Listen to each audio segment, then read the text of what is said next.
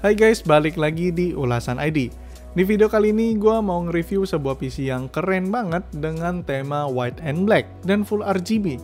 Untuk rakitan kali ini emang agak-agak sultan sih karena harganya yang lumayan menurut gue.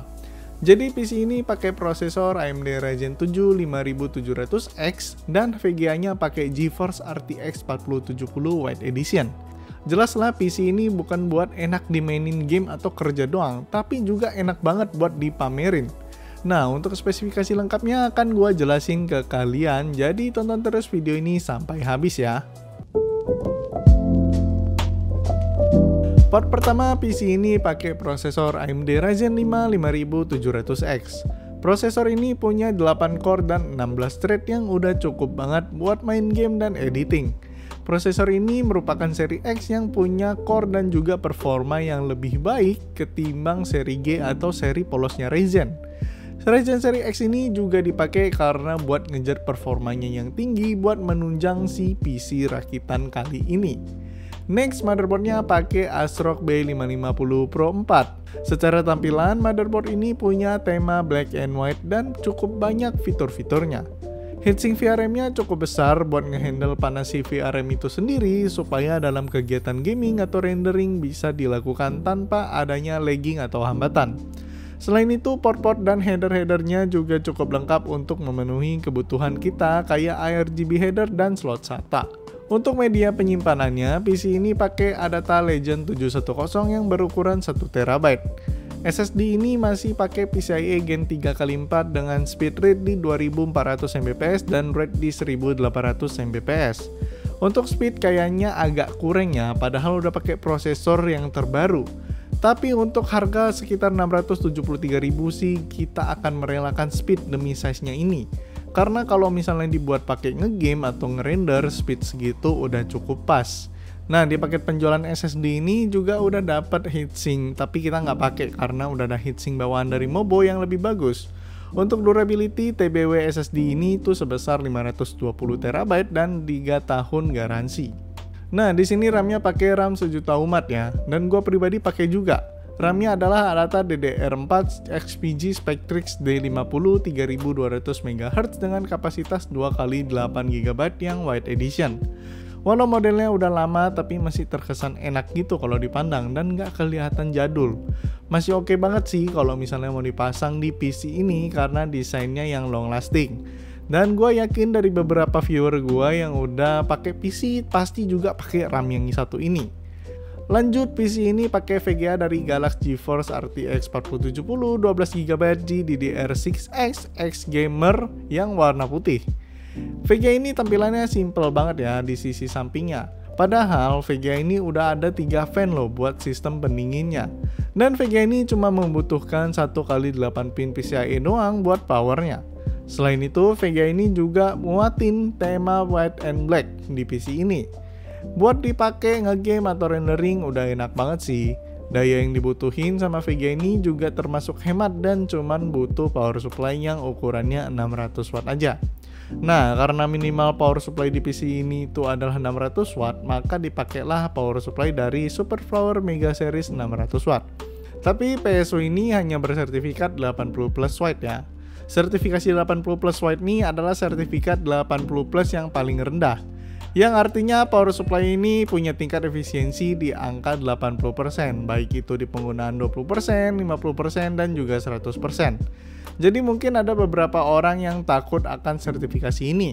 Tapi sebenarnya sertifikasi white ini termasuk aman daripada power supply lain di luar sana yang nggak ada sertifikasinya sama sekali. Beda sertifikasi ini juga nggak serta-merta menjadi patokan bagus atau tidaknya sebuah power supply, tapi lebih hanya ke tingkat efisiensi saat digunakan aja. Sebagai contoh, power supply berukuran 1000 watt sertifikasi 80 plus watt ketika dipergunakan sebesar 100%, maka yang sebenarnya disalurkan atau disuplai ke komponen hanya sebesar 800 watt aja. Sementara yang 200 watt lagi hanya terbuang begitu aja menjadi panas. Sementara power supply 1000 watt dengan sertifikasi 80 plus gold ketika digunakan sebesar 100%, maka yang akan disalurkan hanya 870 watt aja. Sementara yang 130 watt lagi terbuang begitu aja menjadi panas. Kalau misalnya kalian masih kurang paham sama sistem power supply atau sertifikasinya ini, bisa tulis di kolom komentar ya. Buat sistem pendinginnya, PC ini pakai CPU cooler dari Prime Anima 240mm Black yang udah pernah gua review sebelumnya. CPU cooler ini keren banget sih dengan LCD di CPU blocknya yang informatif banget buat nampilin berbagai profile seperti CPU usage, GPU usage, CPU temp, GPU temp, dan juga buat nampilin GIF atau gambar template atau custom juga dan banyak lainnya. CPU cooler ini udah pernah gua tes juga dan bisa ngehandle panas dari CPU dengan cukup baik. Lanjut, karena slot fan casing di PC ini cukup banyak, jadi di sini dipakai 2 box Cube Gaming Halo dengan total 6 buah fan dan tambahan 1 fan Aigo Dark Flash Infinity. Fan casing ini bertugas untuk mendinginkan suhu di dalam PC supaya bisa beroperasi dengan stabil dan juga kondisi PC kita lebih awet karena berjalan dalam suhu yang aman. Karena agak sayang sih kalau misalnya PC ini dikasih fan seadanya gitu, jadi ditambahin fan supaya PC ini lebih kelihatan maksimal. Nah, ada tambahan sedikit, PC ini tuh pakai kabel sleeve RGB yang 24 pin dan 8 pin kabel set dari Prime. Penambahan ini buat estetika dan tampilan aja sih, biar PC ini nggak nanggung-nanggung gitu RGB-nya. Enaknya RGB sleeve ini bisa disinkronisasi ke Mobo dan juga bisa senada semua warna di RGB PC ini. Dan yang terakhir adalah casingnya. PC ini pakai casing dari Prime Haye V2 yang warna putih. Untuk urusan compatibility, casing ini lengkap banget ya. Casing ini bisa muat Mobo berukuran ATX dan yang gue suka dari casing ini bisa menggunakan power supply yang berukuran ATX. Jadi bisa lebih menghemat cost di PC ini. Selain itu, casing ini juga bisa muat sampai total 10 fan sekaligus. Tapi buat saat ini sih pakainya cuma 7 fan plus 2 yang dapat dari CPU coolernya. Buat build quality-nya, casing ini cukup kokoh dan tampilannya itu cakep banget buat ditaruh di atas meja. Semua mata pasti akan tertuju dulu sih ke PC ini karena pakai casing dari Prime Haye V2. Oke, sekarang gua akan benchmark PC rakitan ini pakai benchmark sintetis, beberapa game berat, dan gua tambahin proses rendering video beresolusi 4K dengan durasi 2 menit dan banyak esensial grafik yang gua dapat dari Download Media dan berikut video benchmarknya. Dire's middle tower is under attack.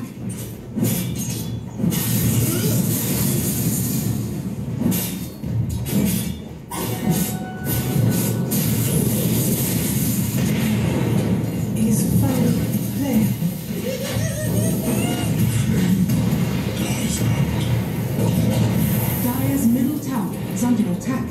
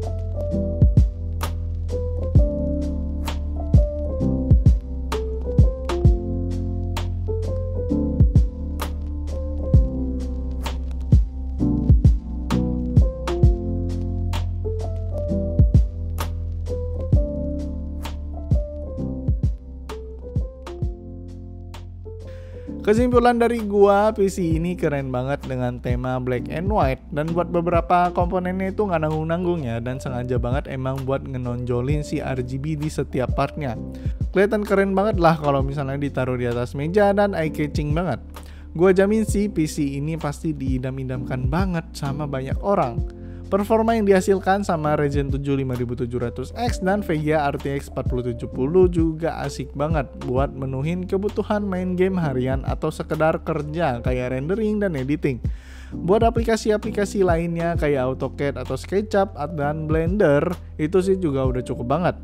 Nah, buat harganya PC ini dibanderol seharga 22.693.000 tapi didiskon lagi menjadi Rp21.790.000. Gila sih, diskonnya itu hampir 1 juta. Buat namanya PC ini adalah EK Gaming Battle Freedoms BW.